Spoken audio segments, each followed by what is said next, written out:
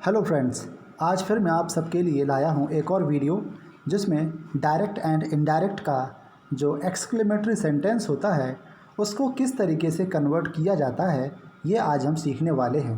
तो आइए शुरू करते हैं। तो सबसे पहले एक्सक्लेमेटरी सेंटेंस का मतलब क्या होता है ये जानते हैं।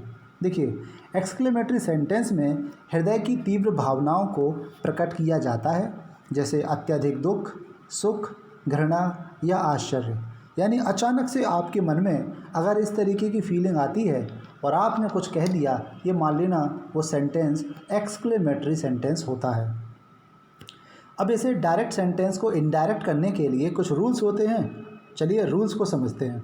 सबसे पहला रूल है कि रिपोर्टिंग वर्ब में आए हुए सैड या सैड टू के स्थान पर खुशी प्रकट करने के लिए एक्सक्लेम्ड विथ जॉय, दुख प्रकट करने के लिए एक्सक्लेम्ड विथ सॉरो, आश्चर्य को प्रकट करने के लिए एक्सक्लेम्ड विथ वंडर और सरप्राइज, और अगर घृणा प्रकट करना है तो एक्सक्लेम्ड विथ कंटेम्प्ट आदि शब्दों का प्रयोग किया जाता है। मतलब सैड या सैड टू के स्थान पर हमको इन सारे वर्ड्स का इस्तेमाल करना है, वो भी कब? According to feeling. जैसा रिपोर्टेड स्पीच में फीलिंग होगा उसी हिसाब से इस शब्द का प्रयोग किया जाएगा। अभी एग्जाम्पल में हम लोग इसको अच्छे से समझ भी लेंगे। आइए हम थोड़े और बढ़ते हैं। कुछ रूल्स और हैं। रूल नंबर 2 है कि कंजंक्शन के रूप में दैट का प्रयोग किया जाता है। कंजंक्शन दैट आएगा यहाँ पर। अगला रूल है रिपोर्टेड स्पीच में आए हुए एक्सक्लेमेशन वर्ड्स। ये खास बात है। मतलब कि रिपोर्टेड स्पीच में जो वर्ड्स आते हैं जिनसे हमें पता चलता है कि खुशी है, कि गम है, कि आश्चर्य है, उन्हें बोलते हैं एक्सक्लेमेशन वर्ड्स। जैसे एलास, ओह, आह, फाई, हुर्रा, ब्रेवो, ईटीसी, इन सबको हटा दिया जाता है।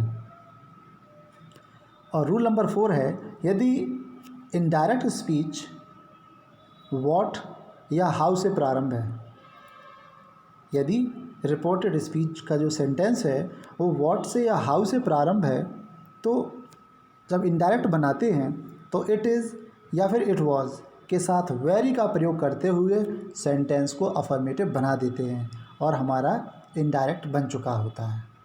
आई होप आपने रूल्स को समझ लिया होगा। अब हम करते हैं एग्जाम्पल। एग्जाम्पल के लिए सबसे पहला एग्जाम्पल आता है हमारा खुशी दर्शाने वाला। पहला सेंटेंस है ही said hurray I have topped the list.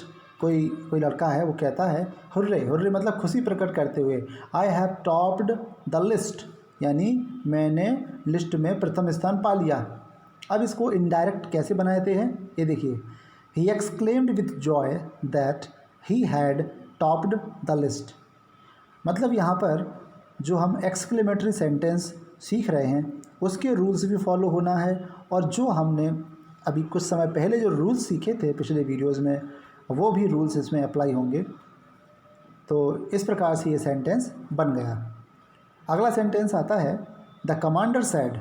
Commander ने कहा bravo you have done wonder, bravo you have done wonder मतलब तुमने तो कमाल कर दिया, शाबाश तुमने तो कमाल कर दिया।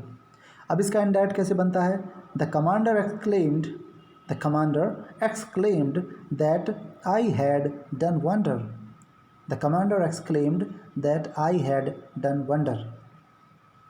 यहाँ पर एक्सक्लेम्ड अकेला आया है, तो आपको बता देते हैं कि जब भी कभी कोई ऐसी फीलिंग जो बहुत क्लियर ना हो या आपके पास ऑप्शन ना हो तो अकेला एक्सक्लेम्ड लगाकर भी सेंटेंस को बनाया जा सकता है। चलिए आगे बढ़ते हैं। अगला सेंटेंस है my friend sad I have headache.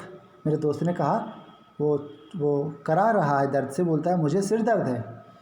तो इसका कैसे बनेगा?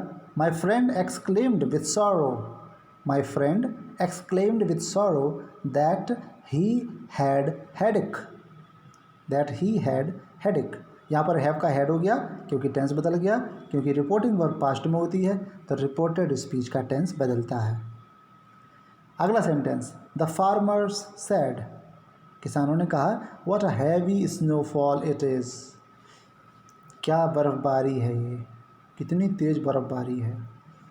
इसका इनडायरेक्ट बनेगा the farmers exclaimed that it was a very heavy rainfall. The farmer exclaimed that it was a very heavy rainfall. आइए अगले एग्जाम्पल पे चलते हैं. द सेंट सेड, सेंट मतलब साधु, कोई साधु है, उसने कहा फाई. फाई मतलब होता है नफ़रत दर्शाने, घृणा दर्शाने वाला शब्द है. बोलता है fie, you are very dirty and impious soul. तुम मतलब बहुत गंदे और एक अपवित्र व्यक्ति हो. व्यक्ति मतलब आत्मा हो, मतलब तुम बहुत गंदे और अपवित्र हो, ऐसा एक संत ने कहा. इसका नरेशन बनेगा the saint exclaimed with contempt. The saint exclaimed with contempt that I was a very dirty and impious soul. यहाँ पर आई आया, जैसे यू को रिपोर्टिंग वर्ब के ऑब्जेक्ट से बदला जाता है, और जब भी कभी ऑब्जेक्ट नहीं मिलता है तो वहाँ पर या तो मी मान लेते हैं या फिर हिम मान लेते हैं, और इस तरीके से सेंटेंस को पूरा करते हैं. तो यहाँ पर मी मानकर आई का इस्तेमाल किया गया है. तो ये सारे एग्जाम्पल थे हमारे एक्सक्लेमेटरी सेंटेंसेस के. आई होप आपने इनको बहुत अच्छे से समझा होगा, और मुझे उम्मीद है कि ऐसे धीरे धीरे करके आप नरेशन को यानी डायरेक्ट इनडायरेक्ट को आप सीख ही जाएंगे.